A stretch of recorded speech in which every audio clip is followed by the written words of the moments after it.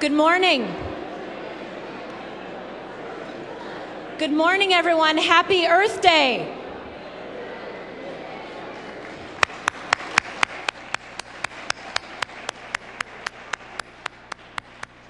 I know this is a very social crowd. There's a lot of friends in the room, a lot of people who are socializing on behalf of this Earth Day celebration, but wanted to, first of all, just welcome you. My name is Melanie Nutter, and I'm the director of the San Francisco Department of the Environment. Welcome. Welcome to our 12th annual Mayor's Earth Day Breakfast. This is an exciting event. This is my first Earth Day breakfast in this role. It is also Mayor Lee's first Earth Day breakfast in his role as mayor.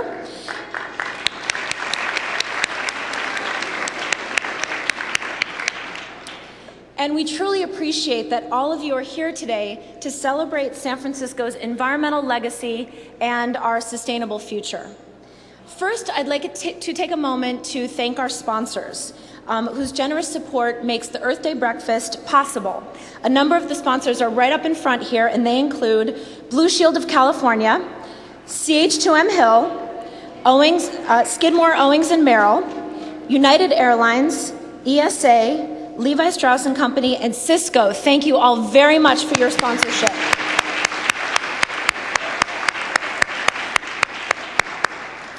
And I did want to give a special shout out to our banner sponsor, Wells Fargo.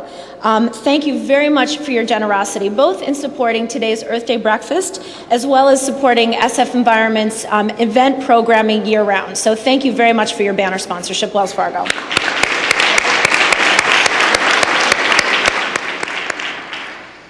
And one final sponsor thank you. Thank you to Starbucks for their in-kind donation. The coffee, as well as the reusable mugs that you see here, the BPA-free travel mug that you can take with you when you go, are compliments of Starbucks. So Starbucks, thank you very much.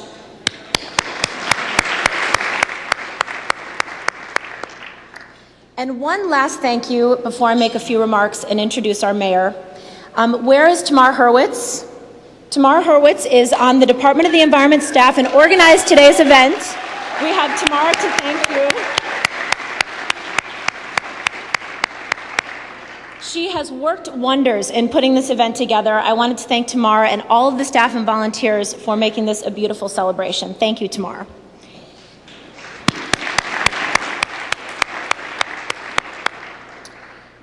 So today, it is my honor to be here alongside of Mayor Ed Lee, and it's an honor to have been selected to head up one of the nation's most innovative city agencies. As many of you know, the San Francisco Department of the Environment has a long history of groundbreaking initiatives and environmental victories. Over the years, SF Environment and our elected leaders have not been afraid to tackle our environmental challenges head-on by instituting cutting-edge policies and first-of-a-kind programs. I'm excited to be continuing this strong tradition and ensuring that San Francisco maintains its role as a global leader in urban sustainability. A guiding vision drives the department for our current and future initiatives. Our programs represent our approach to integrated sustainability, or what some call the triple bottom line. Our programs, policies, and initiatives all work to do three things. First and foremost is protect the planet. Secondarily is expand the green economy.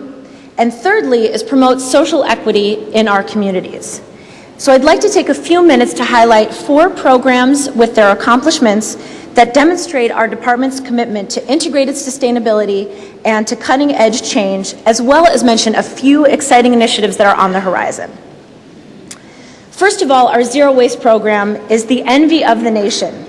Many of you probably know that San Francisco has achieved a 77% diversion rate, the highest recycling rate in any city in the nation, which is truly remarkable. So thank you to all of you who have made that happen.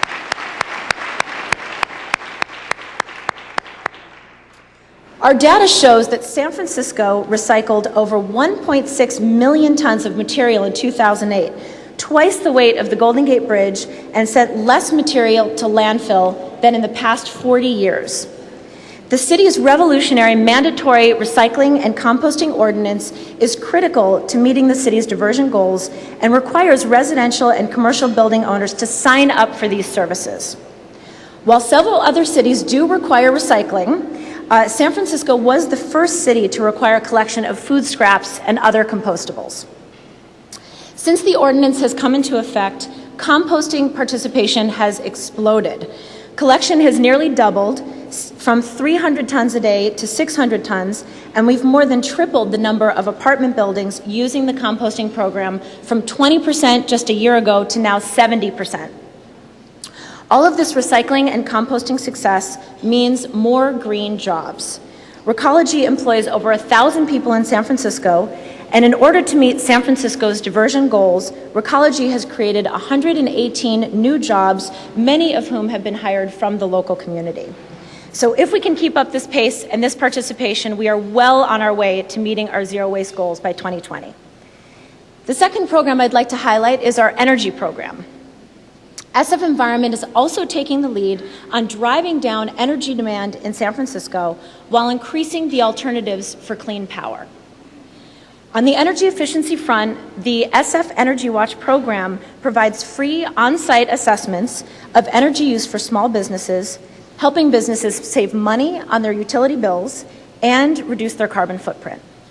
Just in the last 3 years, SF Energy Watch has saved 1,500 San Francisco businesses over $5.7 million on their utility bills, and through the actions that businesses have taken through their energy audit, we will have reduced our carbon emissions by nearly 60,000 tons. That's the equivalent of taking 12,000 automobiles off the road forever. SF Energy Watch has been successful not only in delivering energy savings, but in creating or sustaining nearly 200 Bay Area green-collar jobs. While our energy efficiency programs address the demand side of our energy consumption equation, we are working in partnership with our sister agency, the SFPUC, to promote renewable energy. I do see Barbara Hale here. I want to recognize Barbara Hale from the PUC. I'm not sure if Ed Harrington is here as well, but thank you, PUC. We now have over 15 megawatts of solar power being generated locally, including the Sunset Reservoir, which is the largest municipal solar array in the nation. The city is also studying and expanding our wind power resource, as well as power from the waves off of Ocean Beach. And San Francisco has set the ambitious goal of having the city be powered entirely by 100% renewable power. We intend to do this within the next 10 years, and we currently have a mayoral task force that is leading us on this charge and charting the course for how to get there. The third program I'd like to highlight is our climate work. Our programs increasing energy efficiency as well as more renewable energy have the ultimate goal of reducing greenhouse gas emissions in San Francisco and combating the worst effects of climate change. To combat these effects, all City of San Francisco departments develop climate action plans each year. These plans inventory their emissions and set climate action targets for the department. Not only are departments engaged in this process to be more environmentally responsible, departments are recognizing the value of these actions when they look at the bottom line and they look at their books. So I wanted to thank you for all of the department heads and the department staff in attendance today who have participated in this process. Departments and department heads, can I see where you are? Departments, I see Phil Ginsberg from Rec and Park. Other department staff over here, MTA. Thank you all very much for participating in the Climate Action Plan. SFO, you guys are being shy. I see SFO over here. So it really does take an all-hands-on-deck approach from city departments to make our climate action plans a success. So we've come a long way toward reaching our 20% below 1990 levels carbon reduction goal. And this past year, we achieved the Kyoto Protocol target of reducing greenhouse gas emissions 7% below 1990 levels, which is an achievement that few cities can claim. We've made the environmental U-turn and are heading in the right direction, but there's still much more to do. The final program that I'd like to highlight is our clean transportation program.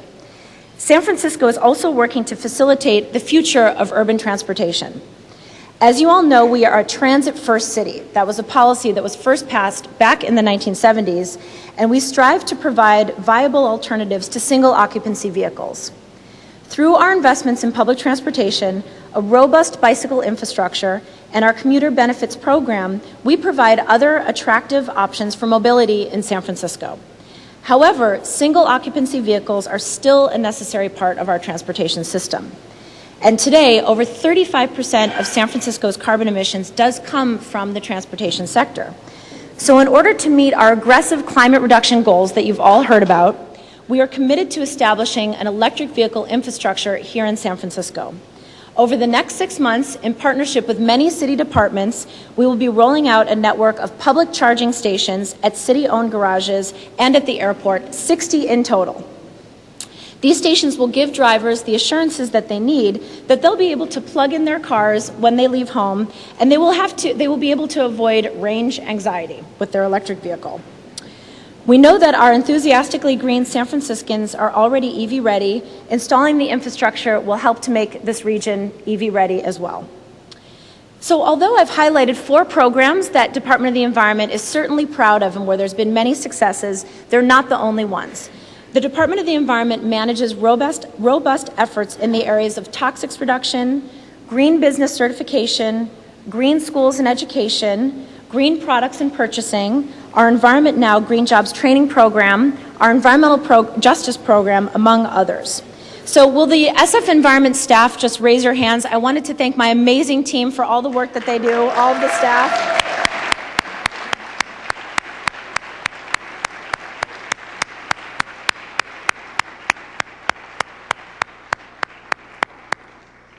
Those are all of the staff that are in the trenches every day as policy experts, as program implementers, making all of these achievements possible. So thank you very much to all of the staff.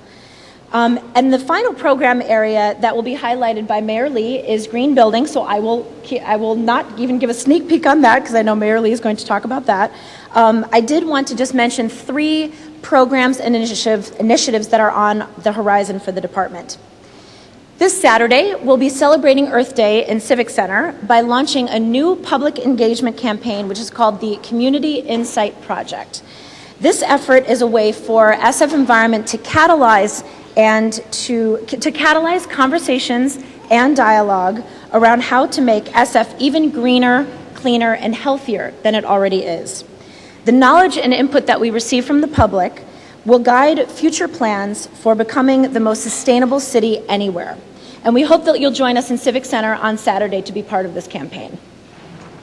As for new legislation, SF Environment has been proud to work with our board president, David Chu, on his legislation to restrict the distribution of yellow pages in the city. As part of our ongoing effort to manage problem materials in the waste stream, this measure helps to reduce the amount of unnecessary and unwanted phone books that end up on our doorsteps, while still allowing those who use phone books to access them. We look forward to seeing this legislation back soon at the Board of Supervisors. And finally, for the first time, we've kicked off an incentive program that we do want all of you to know about and to spread the word about. It's an incentive program where we're offering energy efficiency retrofits to San Francisco residential owners. The SF Home Improvement and Performance Program is an exciting new financial incentive program where homeowners interested in making their home more comfortable and energy efficient can benefit. One San Franciscan recently took advantage of this new program and has already reaped the benefits. He saves 40% on his energy use, has received $6,000 in program rebates, and only paid $1,200 out of pocket for his energy.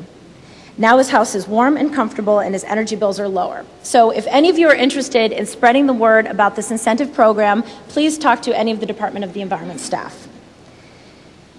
So finally, on a more somber note, I would like to dedicate this year's Earth Day breakfast to the memory of Charles McGlashan.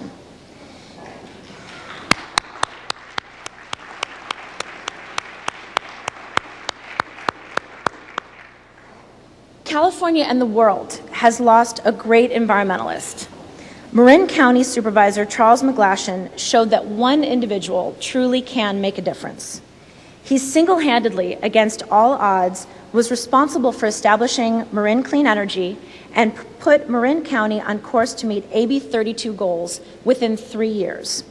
He focused on economic vitality, on affordable housing, on public housing, on promoting water conservation, on local non-car transportation systems, on bicycle and pedestrian improvements, on public health, and on habitat protection.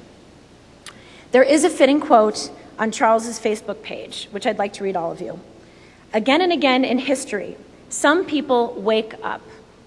They have no ground in the crowd, and they move to broader, deeper laws. They carry strange customs with them and demand room for bold and audacious action. The future speaks ruthlessly through them. They change the world. So in memory of Charles, let's go out and change the world. Thank you very much.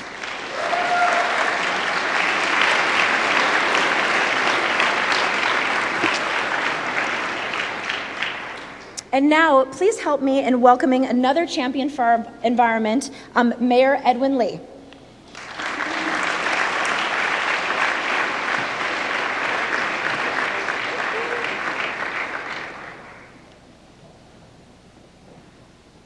Good morning. Happy Earth Day, everyone.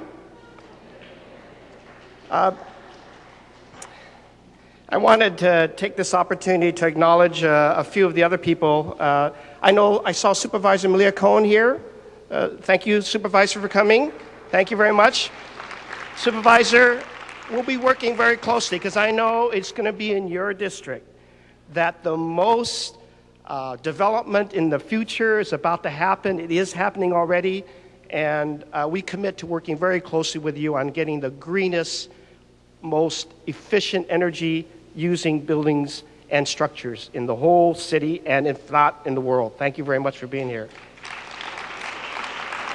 I also saw Supervisor Scott Wiener. I think he may have taken off already. I also want to give a shout out to a group of people who are great citizens who happen every single week to come together, and they are called commissioners. You know, this city could not possibly work very well just with the departments and staff, although they do a fantastic job, but that public-private relationship that we have through our commissions. So I want to thank the commissioners on the Department of Environment is here, PUC. I've got even the Status of Women are here as well, and other commissioners. Thank you very much for working with us. Commissioners, you're wonderful. And you do it all for free. Thank you. I know Commissioner Francesca Vitor, Commissioner Ruth Gravinas, and Commissioner Matt Tucho from the Environment are here today. Thank you very much. I got the BART Board member as well as Livable Cities, Tom Radulovich. Hi, Tom. Where are you? All right. Just taking off. I got the assessor, Phil Ting. Phil, where are you? I know you were here. And you were eating away at that good breakfast. Thank you for being here. Then we have, of course, all of my colleagues, the various department heads. There's a number of you here. I know Amy Brown, who's holding on to that seat for me at the City Administrator's office. I think we have Commission on the Status of Women. Director is here as well. We've got Hilo, Emily, good to see you. I know Brad's here from the port. You're representing Monique. He's here. There's a number of you. I know Ed Risco will probably step in after he paves some road or does some graffiti. Phil Ginsberg, how are you? All of you are important to this whole movement, and I wanted to thank you and recognize you. I also want to give another shout out to the sponsors, all of you whose names are here, but also in particular, I know working very closely with Wells Fargo, and they're also making sure in so many other ways of helping the city, whether it's doing events like this, but also establishing bank accounts for low-income persons. That's a wonderful thing that you're working with us on. And Cisco, if you're not helping us here, you're helping me find my passwords for all of our systems. So thank you very much, Cisco. For also being here, also being a lead in the technology world and helping us with our whole effort to bring technology into our modern city. Thank you very much. I'm honored here to join all of you this morning. I wanted to report a little bit on the progress, but Also to talk a little bit about what I always consider the Gavin Newsom thing. He's always saying, what's next? He's never satisfied, and he's gotten me into this mode, even after 22 years of working in government. That previous mayor has always instilled in me a kind of the innovation side of me, and it's always so innovative to work with people like Johanna Parton, who's my climate action advisor, and Melanie Nutter, the Department of Environment, to keep the side of the innovation of the city was really makes our city great to move forward on things. And as we do that, we are always reminded by kind of national, if not worldwide events that remind us why we have to continue moving forward. If it isn't an oil spill in the Gulf that happened a year ago, if it isn't an explosion in West Virginia that killed some 29 mine workers, that reminds us of where our fuel is coming from and what we're doing out there and what we can try to do better, or just a month ago, if it's not an earthquake tsunami that then causes, perhaps in our own history, one of the biggest challenges with nuclear reactors that the world's ever seen. Those are reminders to us that if we're not waking up to those things, we better be paying attention to everything we do to reduce our energy use and to change the source of that energy. San Francisco has been a leader and always been a leader, and I will do my best to continue that great position because people have to learn what can work. And we are the experimental city of the universe that everybody's looking at. And you know why they're looking at us? It's not because we're so bold. We are bold and we do different things. But I also suggest to you that our residents and our government workers and our private sector leaders are more enlightened than others in this combination around the world. We are more enlightened as a group of people collaboratively working together. That makes a huge difference. That's why a company like Twitter wants to be here, and Zynga and others. They know where the best minds are, but they also know where the diversity of opinion is welcomed and embraced and implemented, even if it's experimental, even if it's some challenging thing that we are not ready to do, we'll try it to see if it works. And that spirit of innovation is what has left me so enamored with our previous mayor, but I get to fill big shoes in the environment as he's done all of his years here. You know, buildings now, even after the new recalibration of the formulas, buildings themselves in cities like ours account for 65% of our greenhouse gas emissions. 65%.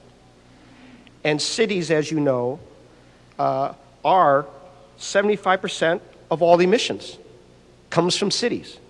We are part of that whole part of the world of emissions, of pollution, of waste.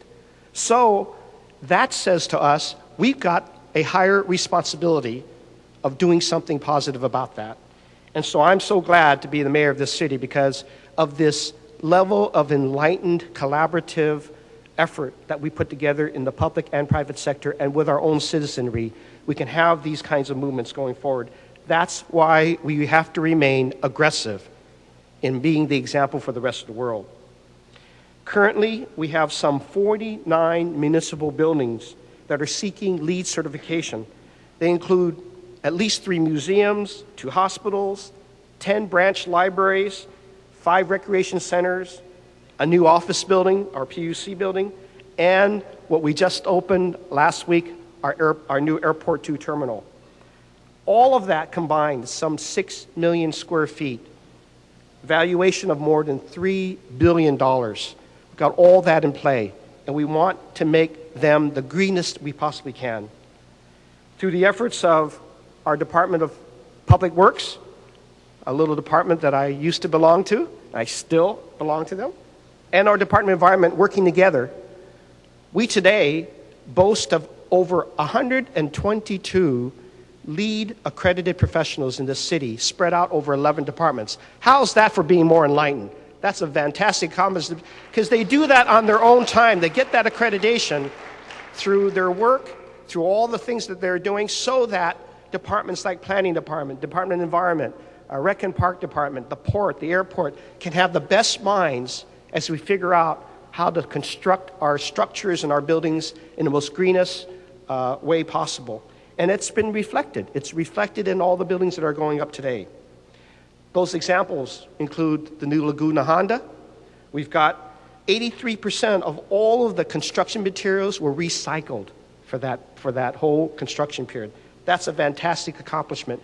It was the first LEED hospital in the whole state, if not, actually in the whole state, to have been certified as silver for the whole state of California. Our San Francisco Public Library, Luis here? Luis should be here this morning, but he's probably out there doing the next library with our public works. But our public libraries are really great examples, not only of institutions that community needs now, but every single one of them. I've been trying to make all of the openings, because every time I go to one of those, another announcement is made about how the green building strategies we're using are affecting our own neighborhood libraries. We've got our Academy of Sciences. I met with them just yesterday. And again, a world-class institution, LEED Platinum. LEED Platinum, and one of the most best examples, the most hugely attracted center for our Golden Gate Park, one of the most, and they are leading by example. Our city office building at 1 South Van Ness, it's got an EPA Energy Star score of 98. And I know that the staff there and the real estate staff there have been working very hard to make sure that we are using less energy in that building and making sure that everything from the toilets to the urinals are using reclaimed waters. We're doing mechanical and plumbing improvements, and we're trying to get a LEED certification through that building as fast as we can. And then just having lunch yesterday with Ed Harrington, we talked about the fantastic opportunity that he's presenting to the whole city to have one of our major departments of the city, our PUC, have its own administrative building to be LEED Platinum as it goes up. And we're already going to, I think we're about a month away from doing the topping of that building. It's going up fast. But know this, it's going to be using 33% less energy from the grid when it goes up. It's going to have an energy supply, 7% of renewable energies for that whole building. And it's got the use of reclaimed water in its toilets and urinals. It's going to be reducing the municipal water needs by some 90%. That's a great accomplishment. Thank you, Ed Harrington and the PUC Commission and Director, for your leadership on that. And I see my good friend, Supervisor Campos, here today. Thank you for joining us, Supervisor. I know you're very committed to all of this as well. Thank you very much. Have something to eat, too. And, of course, our airport. Our airport's here. I know that staff very well. We've been out there opening up Terminal 2, and they know how important it is to have a terminal world-class in every respect. Literally, if you haven't gone down there, please do, even if you're not going to hop on an airplane. It's literally like walking into a 5-star hotel lobby. It's that wonderful, and it's got the LEED gold standards for that as well. Well, we could go on and on about these examples, but most of you know that I'm not one to make earth-shattering announcements. That's not my character. But I will enjoy making earth-saving announcements. And certainly on Earth Day, what can you possibly do but to celebrate that with some earth-saving announcements? And one of them that I want to announce today is that, we've been working and kind of requiring our private sector to get to the gold standard. And we do have all those examples. There are so many buildings going up in the city, in the private sector, that are gold standard already. Some of them are trying to reach even beyond that. And that's so remarkable. But we've required that for some years now in our planning codes and environmental codes. Well, it's about time that we started catching up as a government. Our own municipal code, our own municipal green building code hasn't been updated since 2004, and we are still left with a standard of LEED Silver. Well, with all the things I just talked about and all the great examples, we're announcing today we're going to up that standard for ourselves and catch up with the private sector. So we're going to start doing every single building in the city on a LEED Gold standard performance beginning now. That'll be the legislation that we'll introduce. And that will bring us into the company of some 9 other cities across the country who are have established that same standard. But of course, I've got to do something one more better than those 9 cities, because that's what the innovative guy before me wanted to do, and so I got to follow that. So we're going to add a little more to that. We're going to say not only our municipal facilities, but also our leasehold facilities, the places that we lease. They're going to also be reaching gold standard. That means we're going to be the first city in this country to combine both of our municipal facilities and our leasehold facilities to gold standard. How about that? To be an earth-saving standard. The other provisions that we are in almost final draft form and we will be introducing as legislation will include in this ordinance date certain requirements for energy efficient lighting in the buildings, high efficiency toilets, urinals, and shower heads in all of the city facilities. Additionally, this legislation adds indoor monitoring so that we really can monitor how we're doing. I was so excited when we were doing the commercial green building, existing building ordinance we signed about a month and a half ago. We're down on Townsend Street and in the Adobe building. And you can walk in and literally see these screens, and they could tell you the use of every room, what lights were on, what room was being used or not used, and have an automatic ability to shut those energy uses down. That's where we can be a great monitoring system for ourselves to be the highest level of efficiency and verifiability that we want to have to make sure we're doing our best. So that's what the improvements in our municipal green ordinance will do, our standards. And then, of course, we're going to add more departments. Some 4 departments will be added to the whole Green Building Task Force to make even a better collaboration amongst the city departments. So we're upping the standards. We're improving our own selves. Some people used to consider that to be more burdensome. I consider it to be a reflection of what I talked about before. We are more enlightened. Let's act like more enlightened citizenry and reflect that in everything we do. And so, thank you very much. Thank you. And I also want to let you know that this afternoon I'll be signing the first urban agriculture ordinance in the city's history. That will help change a lot of things.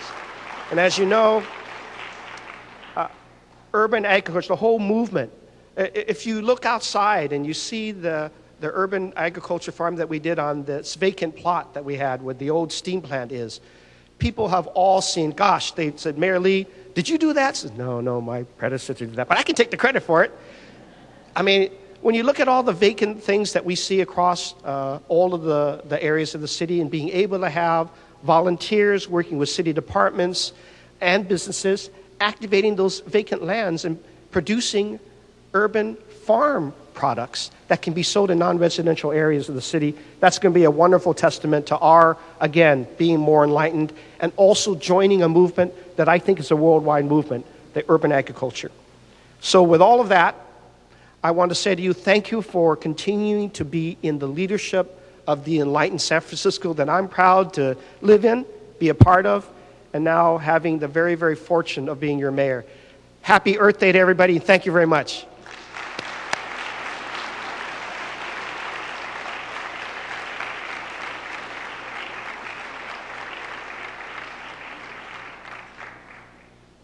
So that concludes our program. If you haven't already, please take a Starbucks mug, get some coffee to go, have a little more breakfast. But thanks again for coming. Happy Earth Day. Pensando en nuestro idilio consagrar, sin pensar que ya lo que buscaba en mí era el amor de loca juventud.